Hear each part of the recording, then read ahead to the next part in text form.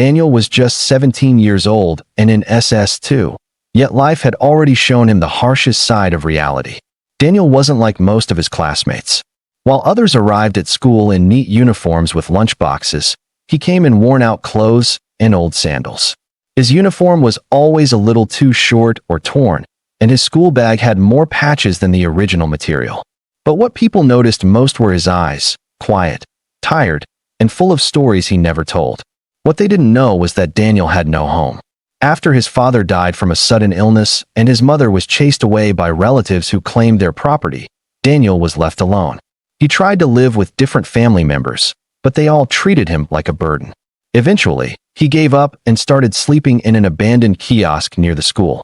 Every morning, he would wake up before sunrise, fetch water from a nearby compound, and use a torn towel to clean himself.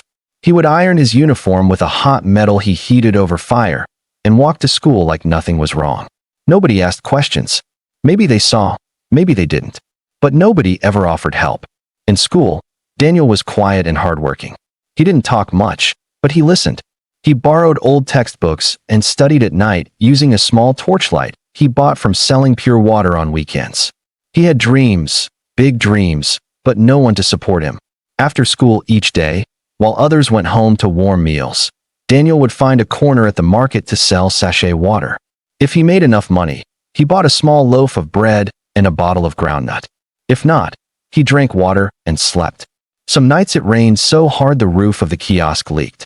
He would curl up in a corner, cold and wet, praying for morning. But he never missed school. Teachers noticed his brilliance. Some praised him, others ignored him. But Daniel didn't let that stop him. He believed deep in his heart that one day, things would change. And then, just when life seemed to be settling into that difficult routine, something unexpected happened. One hot afternoon, after school had closed and the noise of excited students faded into the distance, Daniel remained behind as usual, sitting under a mango tree near the school fence. He was going through a borrowed chemistry textbook, flipping the pages gently like they were made of glass. His stomach growled quietly, but he ignored it. Hunger had become a daily visitor. As the sun dipped low and shadows stretched longer, a sleek black car rolled to a stop outside the school gate. It wasn't a car people saw every day.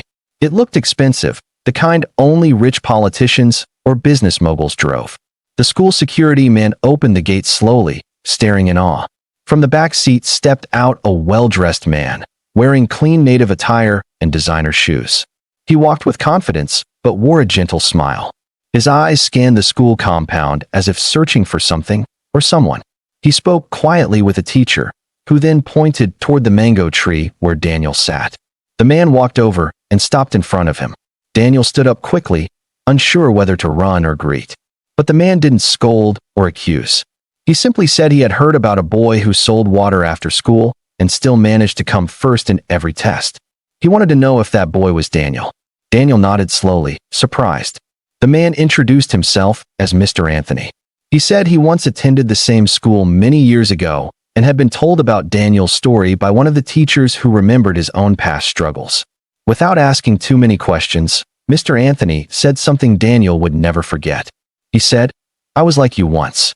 Homeless, hungry, forgotten, but someone helped me. And now it's my turn." From that day, Daniel's life began to take a new shape.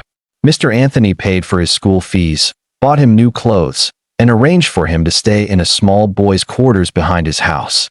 For the first time in years, Daniel had a bed to sleep on, hot meals to eat, and light to read at night.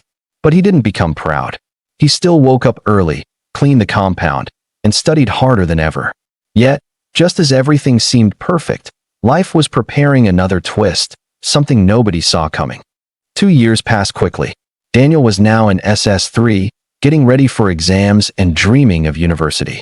Life had finally smiled on him, and though he still carried the scars of his past, he was no longer the boy sleeping in kiosks. He was now a focused young man with hope, direction, and a sponsor who believed in him. Mr. Anthony treated Daniel like a son. He bought him a new phone, introduced him to books that changed his thinking, and even took him on short trips around the city. Daniel learned about business, real estate, and money management. His mind grew faster than his age. He was no longer just studying for exams. He was studying for life. But one evening, As rain began to fall and Daniel returned from lesson classes, he noticed something strange. A crowd had gathered near Mr. Anthony's house. People were shouting, some were crying, and the sky above glowed with thick, dark smoke. Daniel dropped his bag and ran. The house, his home, was on fire.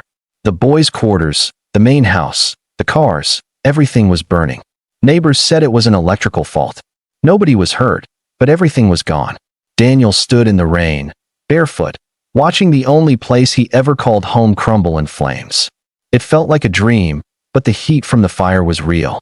The same boy who once had nothing, and then had a second chance, now had nothing again.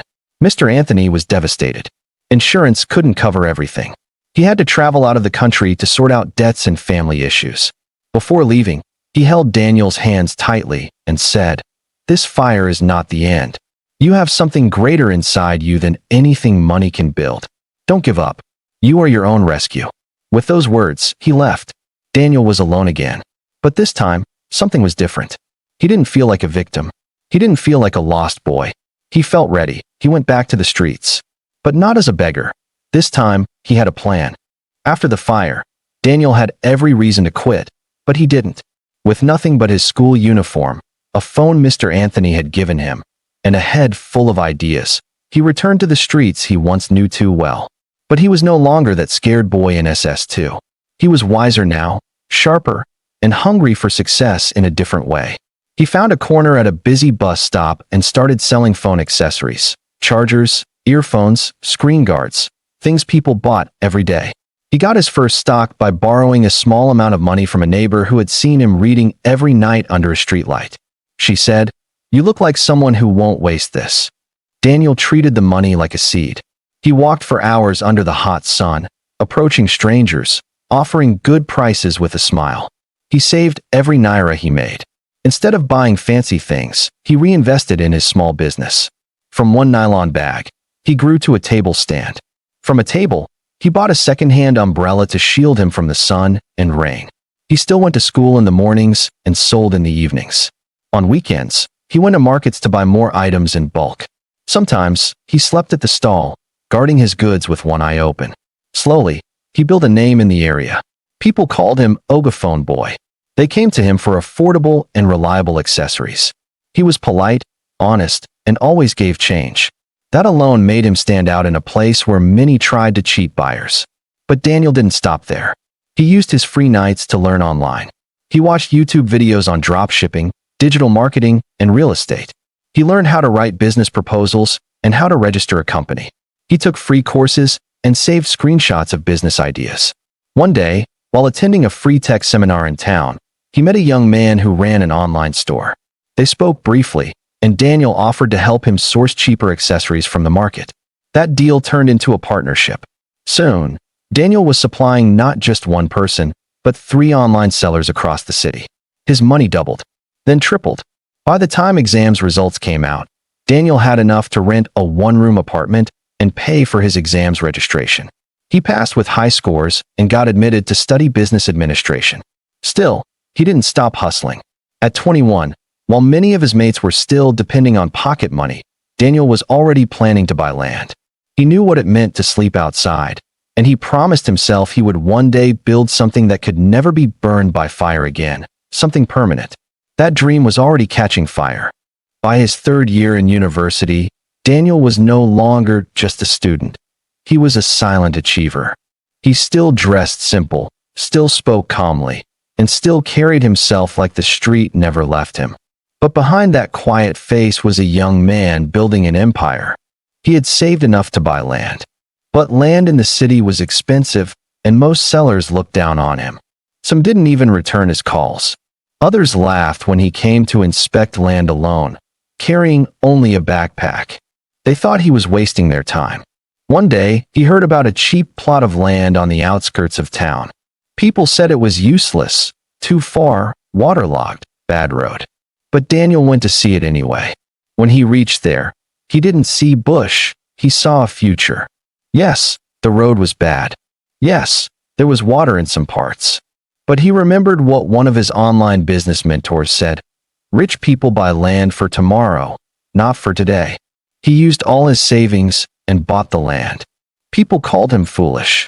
Even the agent was surprised. But Daniel just smiled. He started small. First, he fenced it with wooden planks. Then he laid foundation stones. Bit by bit, block by block, he worked. He didn't rush. Every semester break, he came back to supervise the site, even if it was just to add one row of blocks. Instead of building everything at once, he started with a boys' quarters. That became his office and store. From there, he launched his own brand of affordable phone accessories, branded with his initials, DP. He employed 2 boys from his former neighborhood to handle deliveries. One of them once begged beside him when they were younger. Now, Daniel was the boss. The land everyone ignored slowly became something else. Daniel cleared more space and started a side poultry business. Then he added a small shop that sold building materials. Every time people came to visit, they were shocked. What used to be just bush was now becoming a serious compound. By the time he was 25, Daniel completed the main house, a 5-bedroom mansion with clean white walls, solar panels, and a paved driveway. He didn't borrow a single kobo from any bank. People couldn't believe it. Some said it was fake. Others said he did rituals. But those who knew him, those who saw him carry gallons of water to school, those who saw him selling pure water under the sun, they knew the truth. Daniel never forgot where he came from. And he wasn't done yet. Just when Daniel thought he had seen it all, life surprised him again, this time with a letter. It came on a quiet Wednesday morning. The gatekeeper had picked it up from the courier and brought it into the compound.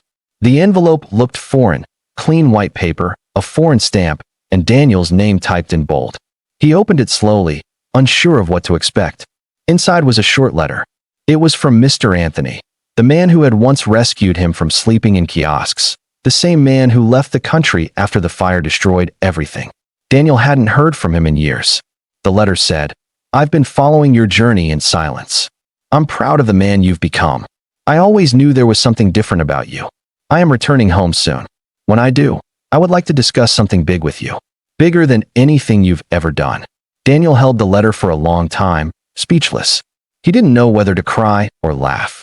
After all the years, the man who first saw his worth was coming back, and he was watching all along. A few weeks later, Mr. Anthony returned. Older now, with gray hair and a slower walk, but still the same calm face. When he stepped into Daniel's compound and saw the mansion, he stopped at the gate and simply said, "I'm not surprised." They sat down under a canopy, surrounded by flowers and a cool evening breeze. Mr. Anthony shared his new plans. He had acquired a large piece of land and wanted to start a foundation to help struggling students across Nigeria. But he didn't want to run it alone. He wanted Daniel to lead it. He said, "This is your story now. You've lived the pain. Now it's time to give others the path." Daniel agreed without thinking twice. Together, they launched the Rising Seed Foundation. It provided scholarships, mentorship, and small business support for homeless teens, hawkers, and those written off by society. Daniel became more than a businessman. He became a symbol of hope. TV stations invited him to speak. Newspapers wrote about him. Even his former teachers invited him to address students in the same classrooms he once sat in with empty pockets. But what touched him most was when a small boy approached him after a speech and whispered, "Sir, I sleep in a shop, but I want to be like you." Daniel bent down, looked into his eyes, and said, "You will be better than me." The boy smiled, just like Daniel once did. But Daniel's journey was not yet over. Daniel's life was already like a miracle, but fate had one more surprise waiting, and it came in the form of a video. One sunny afternoon, while Daniel was supervising a new training center for his foundation, a young content creator visited. The guy was running a small YouTube channel where he interviewed people with powerful stories. He had heard about Daniel through a scholarship student and asked for just 10 minutes of his time. Daniel agreed, thinking it was just a simple interview. They sat outside on a bench under a mango tree. The creator asked Daniel to tell his story, from the kiosk days to the mansion. Daniel spoke gently, from the heart, not trying to impress, just telling it as it was. How hunger taught him strength, how pain taught him purpose, and how a stranger's help changed his life. The video was posted 3 days later with the title, "From Homeless Teen to Mansion Owner," a true Nigerian inspiration. At first, It got a few views, mostly from students and local subscribers. But then something strange happened. People began to share it. A woman in Abuja posted it on her WhatsApp group. A youth pastor shared it during service. A secondary school principal showed it to an entire assembly. Within a week, the video crossed 1 million views. Within a month, it hit 10 million. Suddenly, everyone wanted to know the boy who rose from the ground and built an empire with clean hands. Social media lit up. Celebrities reposted the video. Local and international news channels reached out for interviews. Daniel became a symbol of resilience, not because he was loud, but because he had proof. The mansion, the foundation, the quiet confidence. Everything spoke louder than words. One day, an invitation arrived from the United Nations Youth Program. They wanted him to speak in New York on youth development in Africa. It was surreal. The same boy who once begged for coins to buy bread was now flying across the ocean, wearing a suit and standing before world leaders. He didn't use big English. He just spoke the truth. He said, "Every child is born with value. The streets can cover it, but they can't kill it. What we need is belief, opportunity, and the courage to start small." The crowd gave him a standing ovation. Back home in Nigeria, things got even bigger. Daniel started a tech academy for street kids. He partnered with companies.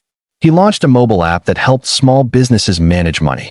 And through it all, he never changed. He still walked with the same quiet strength. He still remembered the rain that once soaked him at night. But even with all this success, Daniel wasn't chasing fame. He was chasing impact.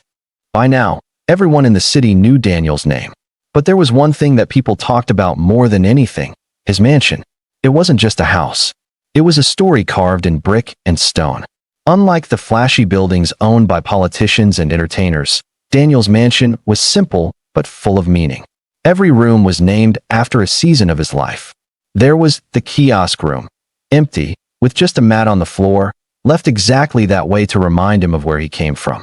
There was the fire room, painted black and red, with the burnt frame of a photo from the day Mr. Anthony's house was destroyed. Then there was the mango room, filled with books and quiet space for deep thinking, named after the tree he used to read under. Visitors walked through the house in silence, many coming out in tears. But what truly made the mansion the talk of the town wasn't just the design, it was what Daniel did with it. Instead of living there alone, he turned the top floor into a free residence for 3 homeless university students each year. They lived there, ate there, studied there, and were mentored by him. He called it the second chance floor. Soon, the mansion became a symbol of hope. Schools brought students for tours. Journalists came for interviews. Struggling parents brought their children to see what hard work could become. One morning, Daniel received a visit from an old classmate. It was one of the boys who used to mock him in SS2 for always wearing torn uniforms and sitting alone that he arrived in a borrowed car, with a forced smile and heavy eyes. He had lost his job, his marriage was broken, and he needed help. Daniel welcomed him with a warm handshake. He didn't remind him of the past. He didn't make fun of him. He simply said, "Sit down. Let's talk about how to start again." That was who Daniel had become, a builder of people. Even when he was offered political positions and brand deals, he stayed focused. He believed that true wealth wasn't about how many people served you, but how many people you lifted up. By age 28, he had helped over 500 young people start small businesses, return to school, or learn a skill. He didn't do it for praise. He did it because he knew how it felt to be forgotten. And yet, despite everything, Daniel still believed the best was yet to come. One cloudy evening, as Daniel sat in his study reviewing some scholarship applications, the security man at the gate called him on the intercom. "Oga, there is one old woman outside. She say she want to see you. She no give name." Daniel hesitated. He wasn't expecting anyone, and usually visitors were scheduled through his assistant. But something about the voice of the security man, quiet, unsure, made him curious. "Let her in," Daniel said softly. A few minutes later, the old woman was led to the veranda. Her clothes were clean but worn. Her eyes looked tired, yet filled with something deeper, something between fear and hope. She stood silently, holding a small black nylon bag. Daniel came out and greeted her gently. She opened her mouth to speak, but her voice broke. Instead, she opened the bag and brought out an old photograph, faded and almost torn. She handed it to him with shaking hands. It was a picture of a young woman holding a small boy. He stared at it, then looked up. His heart stopped. The woman whispered, "You were 5 years old. I ran away because they threatened to kill me after your father died. I have looked for you for many years. I am your mother." Daniel couldn't speak. Tears rolled down his face. For a moment, time froze. He thought about all the lonely nights, the hunger, the pain, the prayers he once whispered under the stars. And now, right here, stood the person he had long believed was gone forever. She was older, weaker, and carried years of guilt on her face. But she was real, and she had found her way back to him. Daniel didn't shout. He didn't blame her. He simply took a step forward and hugged her. A long, quiet hug that said everything words couldn't. He took her inside, gave her food, and called the doctor to check her health. That night, he didn't sleep. He just sat beside her as she told him stories about his childhood, how she used to sing him to sleep, how he loved mangoes more than rice, how she prayed every day that he was still alive. And just like that, something in Daniel's heart healed. The mansion was complete now, not just with walls and furniture, but with family. Daniel stood at the balcony of his mansion one cool Saturday morning, looking out at the road that once felt 1,000 miles away from his reach. Below, the compound buzzed with young students preparing for a free weekend workshop, an idea Daniel had turned into a weekly tradition. His mother now lived with him, quietly helping with chores and prayers, still trying to make up for lost years. She often sat near the flowers and watched the children run around, whispering to herself, "God rewrote our story."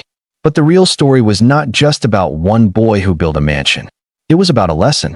A lesson for the girl in JS3 who sells oranges after school. A lesson for the boy in SS2 who sleeps in a shop and studies by candlelight. A lesson for the parents struggling to put food on the table and still believing in their child's dreams. Daniel's journey was full of hardship, hunger, mockery, rejection, and fire. Yet through it all, he never stopped believing that pain could be the path, and survival could become success. He didn't beg for help. He didn't steal. He didn't blame anyone. He simply got up every morning and tried again. And in that quiet persistence, he changed not only his own life, but the lives of hundreds. Today, his mansion is not just the talk of the town because it's big, but because it was built by character, not cement. People still ask him how he made it. He always smiles and says, "God, grit, and good people." And that is the message he wants to leave with the world. So to you watching this video now, remember, your beginning does not define your ending. Your hunger today can become someone's inspiration tomorrow. Never stop trying. Never stop dreaming. And when you rise, reach back and lift someone else. Because every mansion begins with a broken brick. No condition is permanent. Education and discipline can change any life. Kindness can save generations. True success is not just what you build, but who you help. The biggest miracles often come from the smallest steps. If this story touched your heart, don't forget to like, comment, share, and subscribe to our YouTube channel for more powerful stories that inspire and uplift. Thank you for watching. Stay hopeful. Stay strong. Your own story is still being written.